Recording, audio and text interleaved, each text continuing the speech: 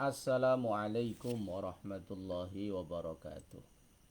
Alhamdulillah wa syukrulillah wassalatu wassalamu ala rasulillah wa ala alihi wa sahbihi wa mawala amma ba'du. Para pemirsa yang berbahagia, berjumpa kembali dalam kajian ngaji tabarrukan kitab Anwarul Basair ala Ta'liqatil Ashbah wan Nadhair karya guru kita semua Ki Haji Muhammad Ahmad Sahal Mahfud. Semoga kita mendapat berkah ilmu, meneladani perjuangan beliau dunia dan akhirat. Amin Allahumma amin. Mari kita awali dengan membaca suratul Fatihah ila al-Syekh al-Faqih al-Usuli al-Hajj Muhammad Ahmad Sahal Mahfud wa zawjatihi Bunyai Nafisa Sahal wa Syekhi Ahmad Fayumi Munji wa zawjatihi Bunyai Yohanit wa ila al-Imam Jalaluddin As-Suyuti wa jami'i masyaikhina wa asatidina wa abaina wa ummahatina wa ajdadina wa jaddatina lahumul Fatihah.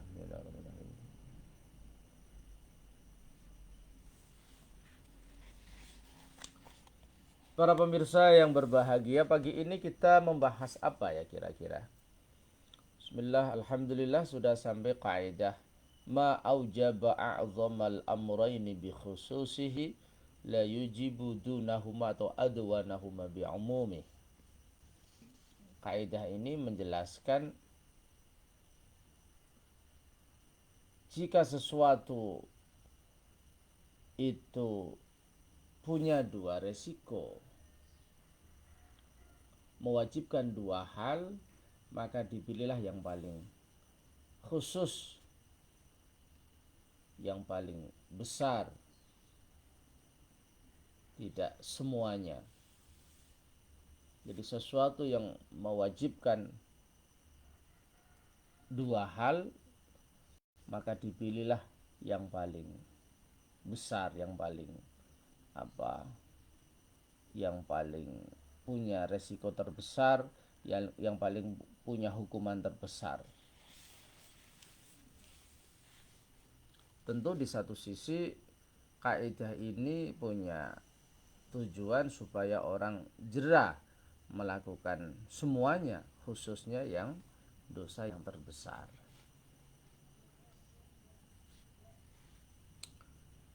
Zakarohar Rafi'i. Kaidah ini disampaikan oleh Imam Rafi'i, Abul Qasim Ar-Rafi'i, seorang mujtahid fatwa yang luar biasa, yang punya banyak kitab, salah satunya Al-Muharrar,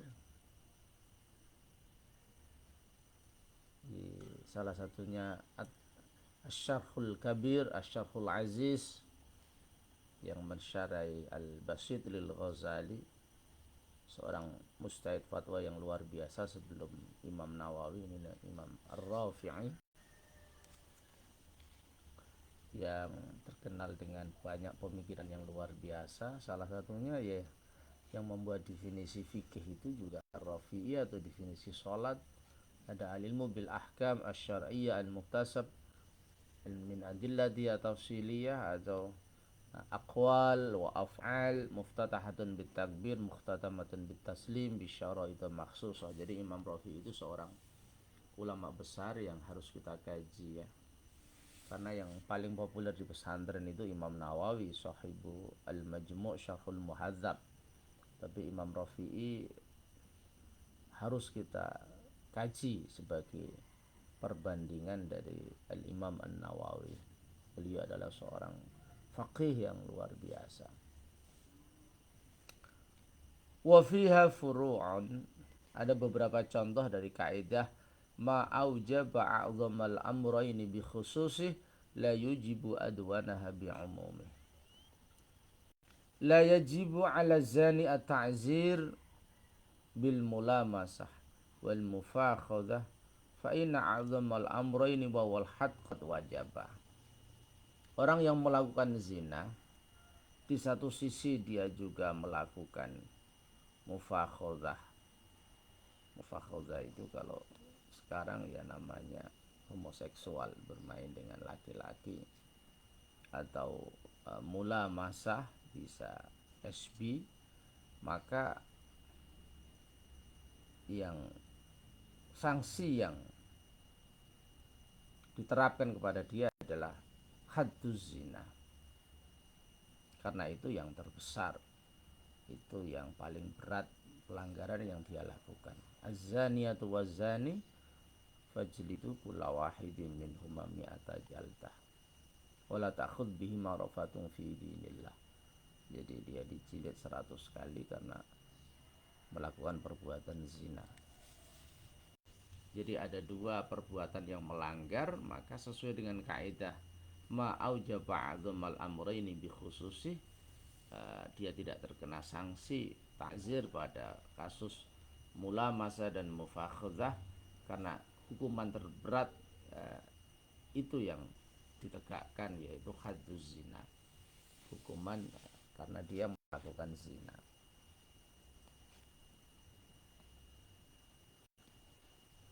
Tentu ini sangat humanistik ya, sangat manusiawi, tapi di sisi lain juga hukuman yang terberat yang membuat efek jera itu yang harus ditegakkan, yang harus didisiplinkan, yang harus diprioritaskan, karena hukuman itu fungsinya az-zajru wal intiha, jadi ingin memberikan efek jerah supaya tidak diulangi lagi.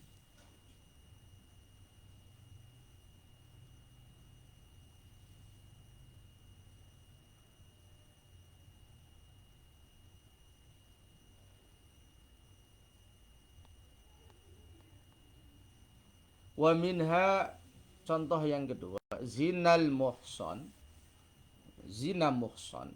Zina muhson apa namanya?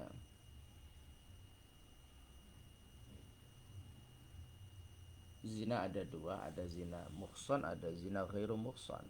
Zina muhson itu zina yang dilakukan oleh orang yang sudah punya suami atau istri. Kalau zina ghairu muhson, zina yang dilakukan oleh orang yang belum menikah.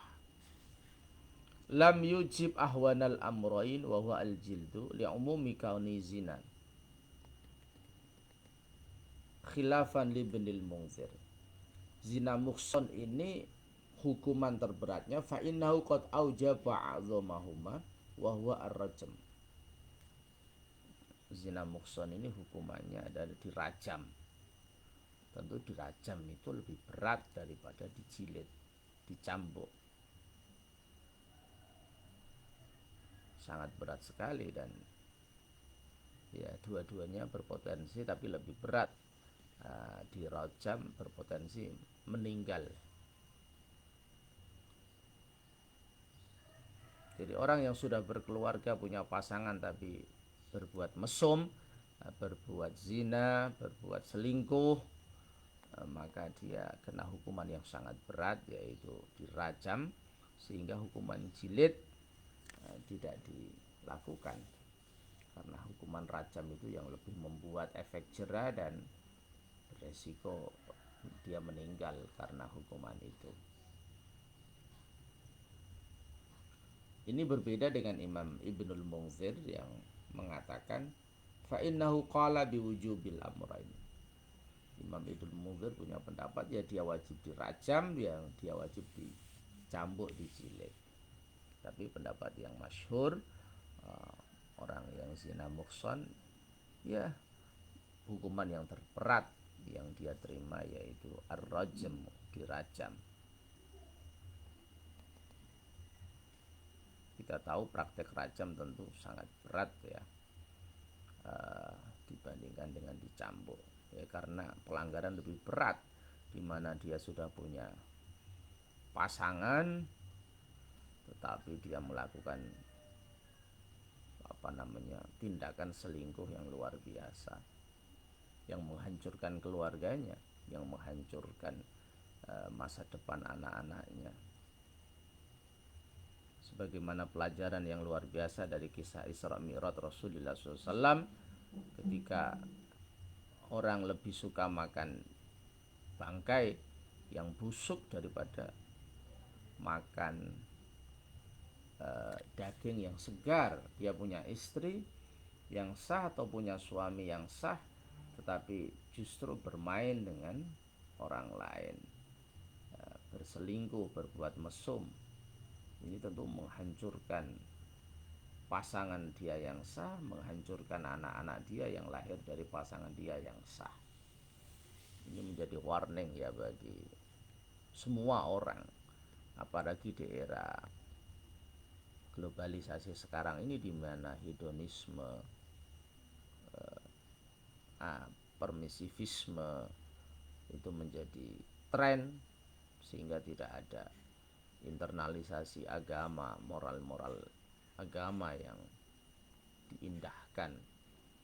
Menjadi pelajaran besar bagi kita untuk memperkuat keimanan kita, moralitas kita, karakter tangguh kita, juga mendidik keluarga kita, anak-anak kita, supaya terhindar dari pergaulan bebas, terhindar dari zina, terhindar dari mesum, terhindar dari hal-hal yang sangat ditentang, dilarang dalam Islam. Sehingga salah satu doa yang Masya Allah yang saya sukai, diijazahkan oleh guru kami Kiai Haji Ahmad Nafi Abdillah, wajannibnal fawahisha ma dhahara minha wa ma batan.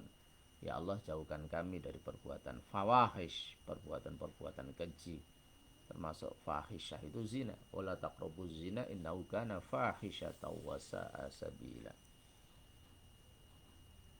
Masih ingat dawuhnya Mbak Maimun Zubair, sepanjang hubungan manusia laki-laki dan perempuan itu dilakukan setelah menikah, artinya hubungan sah, itu karomatul insan mahfudhah, kemuliaan manusia itu terjaga.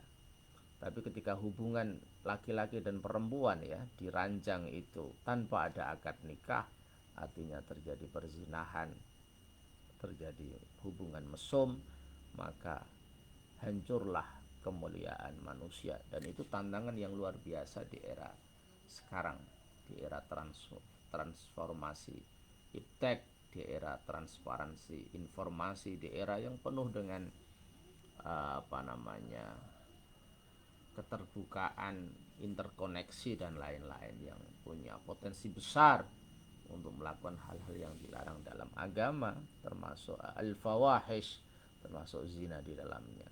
Jadi perlu ketahanan mental, moral kita, keluarga kita, anak-anak kita, lingkungan kita, masyarakat kita, untuk memperkuat basis-basis keagamaan. Wa minha, contoh yang ketiga, para pemirsa, apa contohnya ini? Khurujul maniyyi la yujibul wudu' ala sahih. Keluarnya mani tidak mewajibkan wudu menurut pendapat yang sahih. Li'umumi kauni kharijan. Fa innahu qad aujabal ghusla alladhi huwa a'dhamul amrayni. Karena orang yang keluar sperma itu sudah diwajibkan mandi, sehingga tidak diwajibkan wudu. Ya tentu bayangan kita seperti ini, ada anak muda yang kemudian keluar sperma, dia wajib dalam posisi dia itu suci, ya dia hanya wajib mandi besar dan tidak wajib wudu. Tapi ketika dia mandi kemudian melakukan hal-hal yang membatalkan wudu, ya dia wajib wudu ketika akan sholat. Atau ketika proses keluarnya sperma ini melalui hubungan seksual dengan pasangan, dengan istri, ya dia batal wudunya karena tersentuh dengan basyarul mar'ah al ajnabiyah, dia tersentuh kulitnya dengan kulit istrinya, tentu membatalkan wudu, dan dia wajib wudu ketika akan melakukan sholat, selain dia diwajibkan untuk mandi besar.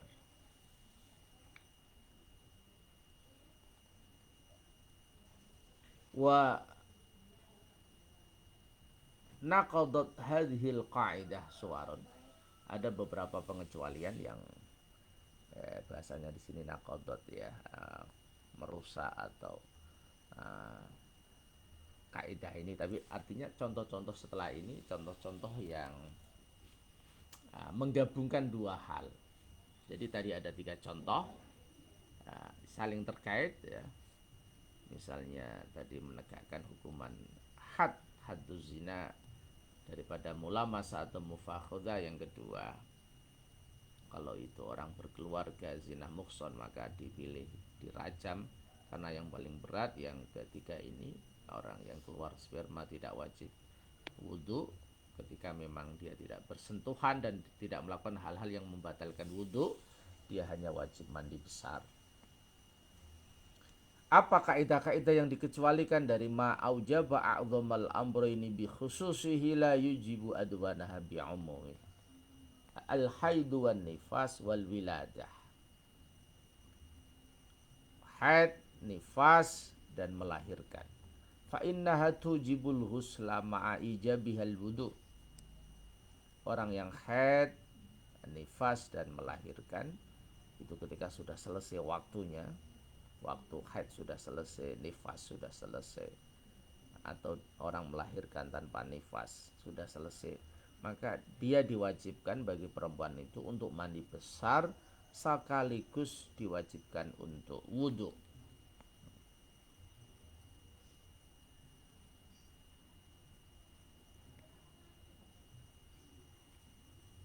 Jadi dua-duanya yang besar ya wajib, yang wudhu juga wajib. Wa minha, contoh yang kedua, manishtara, orang yang beli al-amata, orang yang beli budak perempuan zaman dulu, fasidan, jual belinya ini tidak sahih tapi rusak. Dalam definisi fasid itu wal fasidul ladzi bihi lam ya'tadid wa lam yakun binafidhin idza uqid. Transaksi yang rusak itu transaksi yang tidak diakui oleh syarak,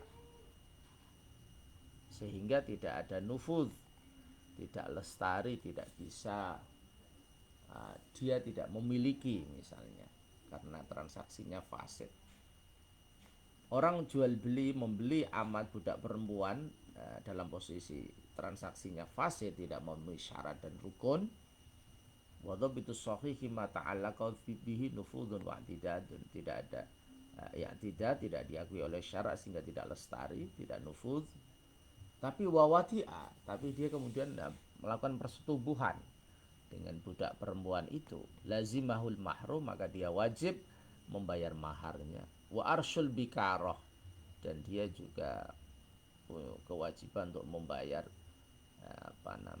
kompensasi dia merusak keperawanan perempuan, budak perempuan itu.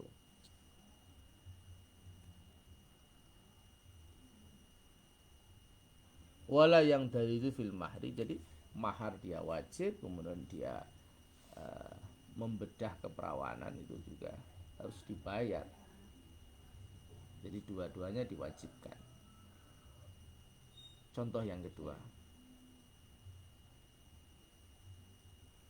wa minha, contoh yang ketiga, lau syahidu ala muhsonin bizina. Ada orang, beberapa saksi mata, 4 ya, bersaksi dia melakukan zina. Dia sudah punya keluarga, sudah punya pasangan yang sah, tapi dia berzina. Farujima, kemudian yang dia tuduh tadi, kemudian dirajam. Bisyahadatin, karena dia dengan persaksiannya yang dituduh kemudian dirajam. Tsummaroja'u, tapi kemudian mereka menarik kembali. Oh maaf, tidak jadi, saya atau 4 orang itu mencabut kembali persaksiannya, merasa tidak melihat itu hanya rekayasa misalnya. Ya uktusa minhum wa yuhadduna lil qadfi, maka mereka dikisos di satu sisi, kemudian juga mendapat hukuman haddul qadfi, hukuman karena menuduh orang melakukan zina tanpa bukti. Jadi fahuddau awalan tsumma tusau, mereka dihukum haddul qadfi karena menuduh orang berzina tanpa bukti. Yang kedua baru mereka dikisos. Subhanallah. Jadi ini menjadi pelajaran yang berharga bagi kita supaya jangan mudah membunuh karakter orang dengan menuduh orang lain berbuat zina tanpa ada bukti yang memadai. Dan ketika sudah ada bukti yang memadai, maka harus berbasis kejujuran. berbasis ingin menghilangkan kemungkaran. Jangan sampai main-main membunuh karakter orang dan hasil rekayasa, naudzubillah. Wa minha man qatala min ahlil kamal aktsara min ghairi yurdahu lahum ma'asahmi dzakaru rafi anil baghawi wa ghairi.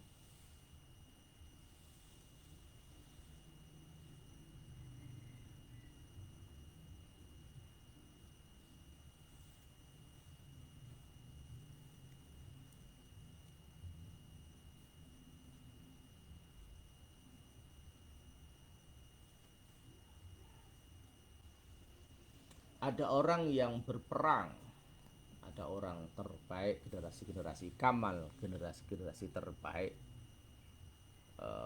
berperang menegakkan agama Allah.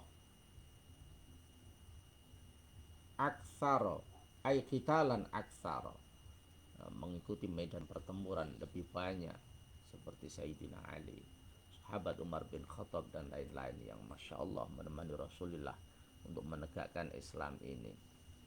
Yurdahu lahu ma'as sahmi,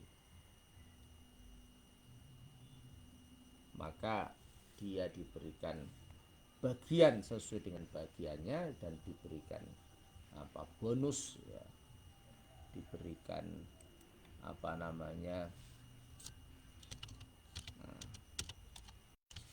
yang membuat sebuah penghormatan bagi dia karena dia termasuk min ahlil kamal.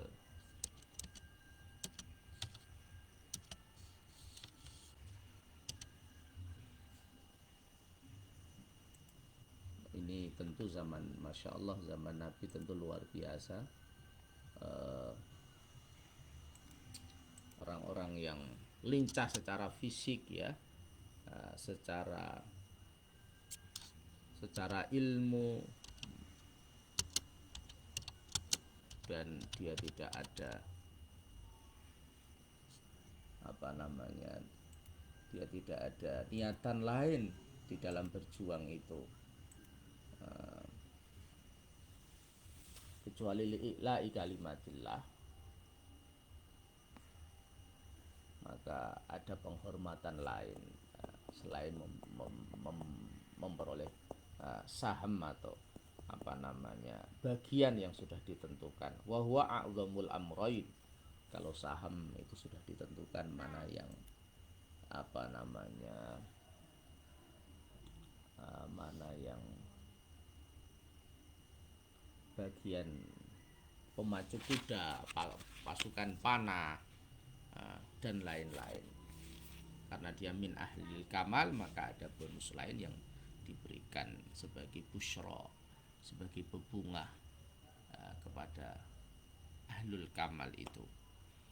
Zakarahur Rafi'i an anil Baghawi wa ghairi. Ini disampaikan Imam Rafi'i dari Imam Baghawi dan lainnya. Para pemirsa yang berbahagia, ada beberapa pelajaran berharga ya yang kita petik pada pelajaran kita kali ini.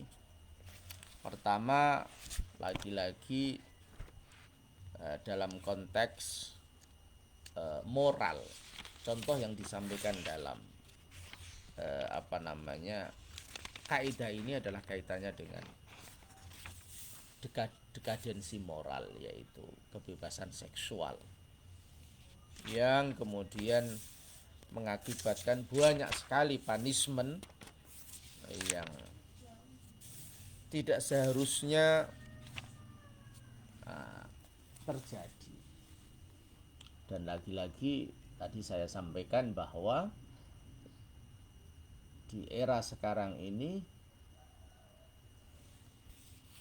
demoralisasi atau kemerosotan moral itu luar biasa, dan indikatornya adalah kebebasan seksual, sehingga menjadi tanggung jawab besar bagi kita, keluarga, kedua orang tua, untuk mendidik anak-anak kita supaya punya karakter yang kokoh, punya stabilitas moral agama yang kuat, menanamkan pendidikan akhlakul karimah, syariah, tasawuf yang kuat, membekali mereka dengan keilmuan agama yang memadai, pertahanan moral yang kuat,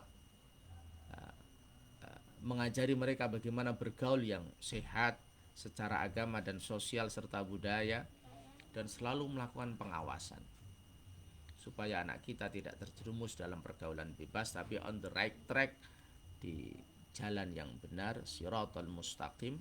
Dan orang tua punya tanggung jawab untuk menjadi uswatun hasanah, menjadi teladan yang baik.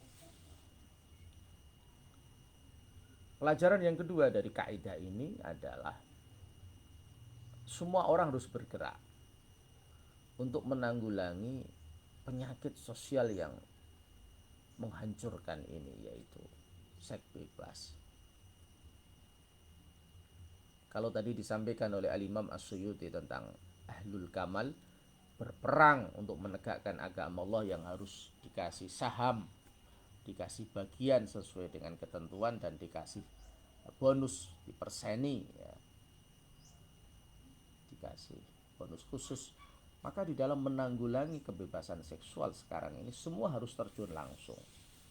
Ahlul kamal harus terjun langsung, ulama-ulama kita, cendekiawan-cendekiawan kita, jurnalis-jurnalis kita, birokrat-birokrat kita, para pemimpin-pemimpin kita, dan seluruh kepala keluarga harus turun gunung untuk memperkuat basis akhlak anak-anaknya, memperkuat pengawasan lingkungannya, memperkuat ketahanan moral kampungnya masing-masing, sehingga tidak memberikan toleransi, kelonggaran kepada perilaku zina dan sejenisnya yang sangat ditentang di dalam agama dan merusak moralitas sosial masyarakat kita. Pelajaran yang ketiga, kita harus menjaga kehormatan diri kita, keluarga kita, anak-anak kita, dan orang lain. Hindari pembunuhan karakter karena itu perilaku yang sangat jelek menurut agama. Mari kita tegakkan integritas moral, kredibilitas kita, dan kesucian akhlak kita. Akhlak istri kita, suami kita, anak-anak kita, keluarga besar kita, lingkungan kita, masyarakat kita. Insya Allah perbaikan bangsa ini dimulai dari perbaikan keluarga. Jika keluarga baik, masyarakat baik, dan jika masyarakat baik, insya Allah negara kita akan kokoh, berdiri tegak, dengan prestasi yang menjulang tinggi ke angkasa, dengan terobosan-terobosan yang spektakuler, dan akan lahir bangsa ini menjadi baldatun thayyibah wa rabbun ghafur, bangsa yang kompetitif, produktif, akseleratif dalam naungan ampunan dan ridha Allah Subhanahu wa taala.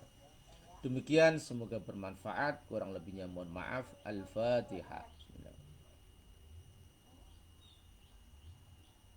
Wal afu minkum wallahul muwaffiq ila aqwamit thoriq. Assalamualaikum warahmatullahi wabarakatuh.